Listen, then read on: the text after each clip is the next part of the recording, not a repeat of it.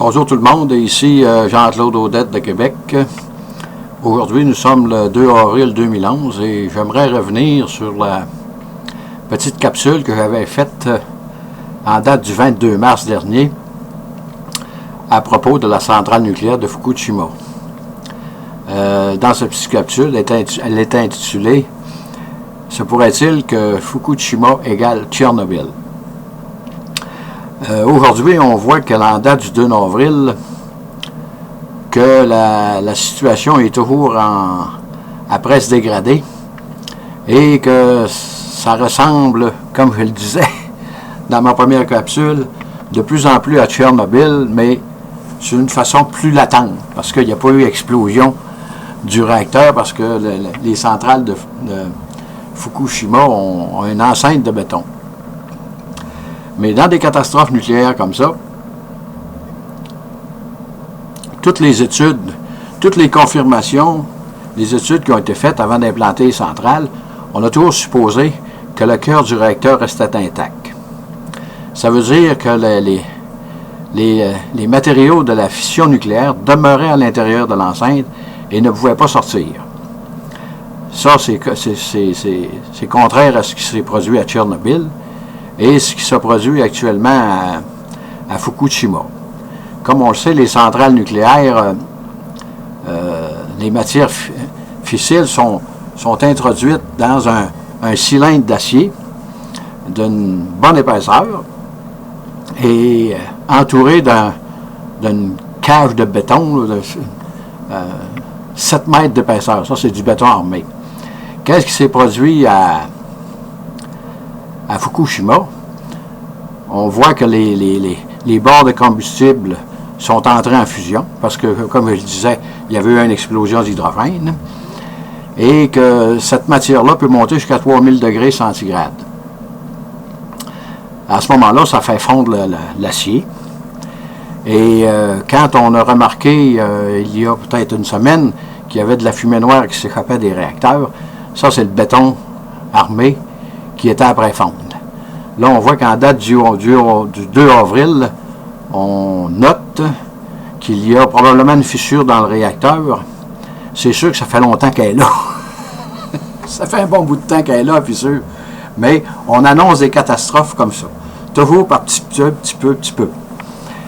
Et on voit que les Japonais, que ce soit les Japonais, les Américains, les Russes, les Français, les Anglais, devant une catastrophe comme ça, on n'a pas de moyens efficaces pour contenir cette menace-là, parce que toutes nos études, on a toujours présumé que l'enceinte demeurait intacte, qu'il s'y arrivait une catastrophe dans la centrale nucléaire, que le combustible fissile demeurerait à l'intérieur de l'enceinte d'acier et ne pourrait pas sortir.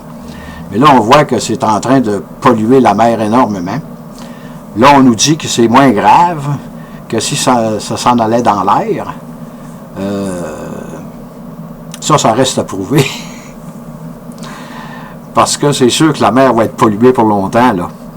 Les algues, tout le long du Japon, les crustacés, tous ceux qui vivent dans les roches, là, pas loin du littoral, et ils vont tout être pollués, là, puis ça va devenir immangeable, ça, ces affaires-là. Et en plus de ça, on est comme on dirait que... je ne veux pas blâmer les Japonais, là. Mais tout le monde, on ferait la même chose. On est comme des poulets qui courent un peu partout, là, parce qu'on ne sait pas quoi faire avec ça. C'est aussi simple que ça.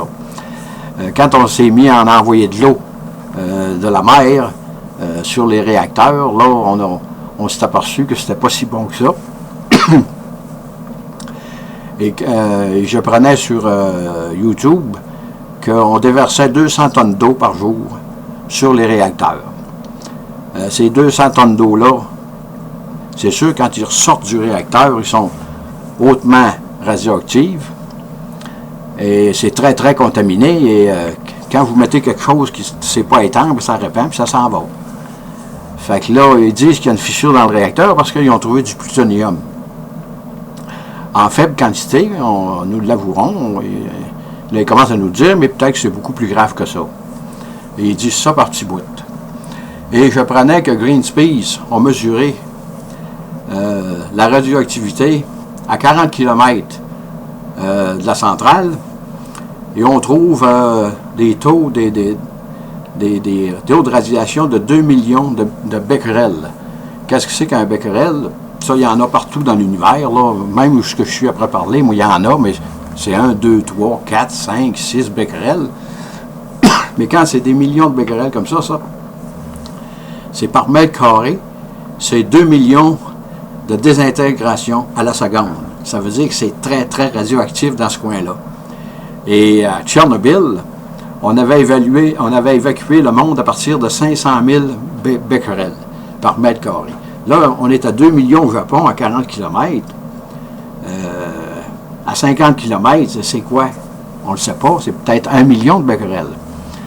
Pourquoi est-ce que les Japonais hésitent à évacuer le monde? Ben, c'est sûr que les Japonais sont très, très, très nombreux. Et le pays n'est pas grand.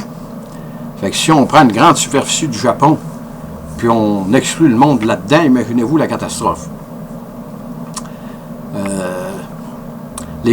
Tout le monde voudrait que les Japonais évacuent jusqu'à 40 km, mais les Japonais disent non.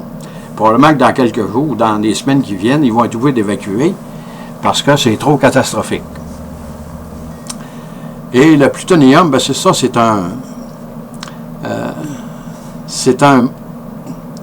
un produit là, dérivé de la fission nucléaire. Ça, c'est créé par l'homme dans les centrales atomiques, dans les centrales nucléaires ou dans les bombes atomiques. Et c'est une matière qui est très, très toxique. Et il suffit d'une infime quantité. On dirait peut-être 1 millionième de gramme. Si vous inhalez une particule de ça qui pèse 1 millionième de gramme, vous êtes sûr que vous allez avoir un cancer. Ça, c'est indéniable, là. Ça, c'est prouvé depuis longtemps. En plus de ça, ben, le plutonium, c'est un matériel qui est plus difficile à détecter. Et vous pouvez vous en protéger avec une paire de gants convenable, là. En autant que vous soyez bien isolé, là. Le plutonium, comment est-ce que je dirais ça? La radiation n'est pas forte. Sauf que c'est très, très toxique. Puis c'est facilement volatile, ça, le plutonium. Là, on voit qu'il parle de rayons gamma, on parle de particules alpha. Un rayon gamma, qu'est-ce que c'est? Bien, c'est un photon. C'est un photon de lumière. Ça vient du cœur de l'atome. Un photon de lumière, c'est sûr, ces photons-là nous permettent de voir notre monde. Là. Et après ça, vous avez les rayons X, c'est un autre photon qui est plus énergétique. Le rayon gamma, c'est un photon très, très énergétique là, qui est dans les très, très hautes fréquences. Et c'est pas comparable à un photon lumineux. C'est des millions de fois plus puissant qu'un photon de lumière. C'est pour ça, quand on parle de rayon gamma, ça peut être n'importe quoi. Ce photon-là, il n'y a rien qui l'arrête. Puis, les particules alpha, les autres, le photon, le rayon gamma, lui a vu à très, très, très longue distance.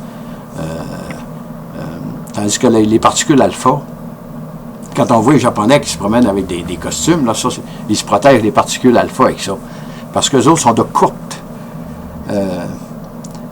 Ils vont agir, mais très, très proches. C'est comme la force nucléaire forte, qui s'agit au cœur de l'atome. Mais en dehors de ça n'agit pas. Tandis que les photons, eux autres, il y a juste... leur effet se fait sentir dans tout l'univers. Fait comme on le voit, Tchernobyl, malheureusement, c'est une catastrophe énorme pour le Japon. Et on a fait que commencer à voir l'impact que ça va avoir sur le Japon et même d'un pays environnant, là. Parce que c'est très, très gros à comparer à Tchernobyl, ça se compare presque pas. Comment est-ce qu'il y a tonnes de matière fissible dans ça, là? C'est pas comparable à Tchernobyl.